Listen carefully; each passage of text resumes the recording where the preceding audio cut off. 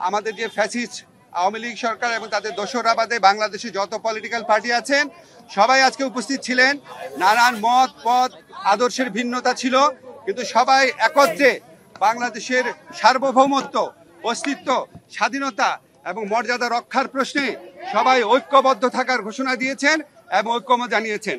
ওনারা এই সমস্ত আমাদের এই সভাতে যেই সমস্ত বিষয়ে ঐক্যমত প্রতিষ্ঠিত হয়েছে আমি একটু পড়ে শোনাচ্ছি আপনাদের। প্রথমেই ভারতে যে বাংলাদেশ বিরোধী বিভিন্ন তৎপরতা চলছে, বাংলাদেশের উপ হাইকমিশনে হামলা, বাংলাদেশ বিরোধী প্রচারণা, বাংলাদেশের অভ্যন্তরীণ ব্যাপারে হস্তক্ষেপ, এসবের তীব্র নিন্দা জানানো হয়েছে এবং ভারতের এই সমস্ত পদক্ষেপের বিরুদ্ধে বর্তমান সরকারের যে আত্মমর্যাদাশীল এবং সাহসী ভূমিকা তার প্রশংসা করা হয়েছে এবং সরকারের সাথে সলিডারিটি প্রকাশ করা হয়েছে।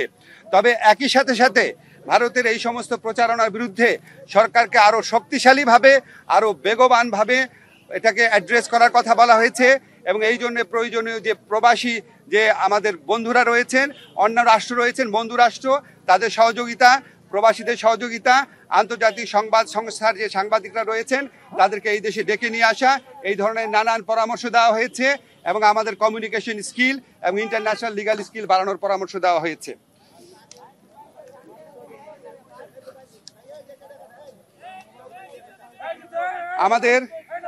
আমাদের একই সাথে সাথে ভারতের সাথে বাংলাদেশের যত চুক্তি হয়েছে গত 15 বছরের ফ্যাসিস্ট শাসন আমলে সেটা প্রকাশ করার দাবি করা হয়েছে এবং একই সাথে সাথে রামপাল সহ বাংলাদেশের জন্য ক্ষতিকর যে সমস্ত চুক্তি আছে সেগুলি বাতিল করার দাবি করা হয়েছে।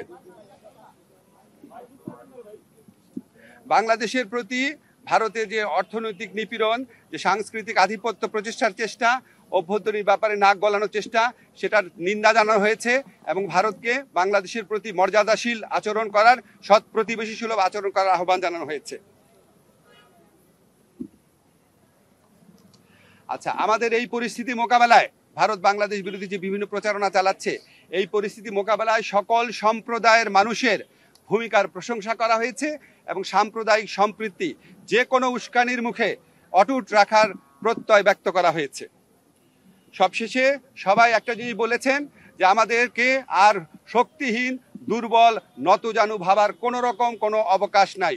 যে কোনো ধরনের অপপ্রচারণা এবং উস্কানির বিরুদ্ধে আমরা ঐক্যবদ্ধ থাকব এবং আমরা আমাদের ঐক্য অটুট রাখব, আমরা সাহসী থাকব এবং আমরা যে কোনো ভবিষ্যতেও যে কোনো ধরনের প্রচারণা আসলে, যে কোনো ধরনের উস্কানি আসলে আমরা আমাদের ঐক্যকে আরও বেগবান দেখানোর একটা প্রচেষ্টা অব্যাহত রাখব। একই সাথে সাথে আমাদেরকে বলা হয়েছে, এটা প্রস্তাব আকারে আসছে যে আমরা যে গোটা জাতি এই যে ভারতের অপপ্রচারণার বিরুদ্ধে ঐক্যবদ্ধ রয়েছি, এই জন্য আমরা সবাই মিলে একটা সমাবেশ করতে পারি কিনা, সবাই মিলে একটা পলিটিক্যাল কাউন্সিল করতে পারি কিনা, এমনকি নিরাপত্তা কাউন্সিল করতে পারি কিনা, এই ধরনের প্রস্তাব আনা হয়েছে। এই সবার মূল সুর ছিল যে আমাদের মধ্যে মত পথ আদর্শের ভিন্নতা থাকবে, আমাদের রাজনীতি ভিন্নতা থাকবে, অবস্থান ভিন্নতা থাকবে, কিন্তু দেশ সার্বভৌমত্ব এবং অস্তিত্বের প্রশ্নে আমরা সবাই এক, সবচেয়ে উপরে দেশ এবং এটার থেকে আমরা কখনো বিচ্যুত হব না। বাংলাদেশকে দুর্বল, শক্তিহীন, নতজানু ভাবার কোনো রকম অবকাশ নাই।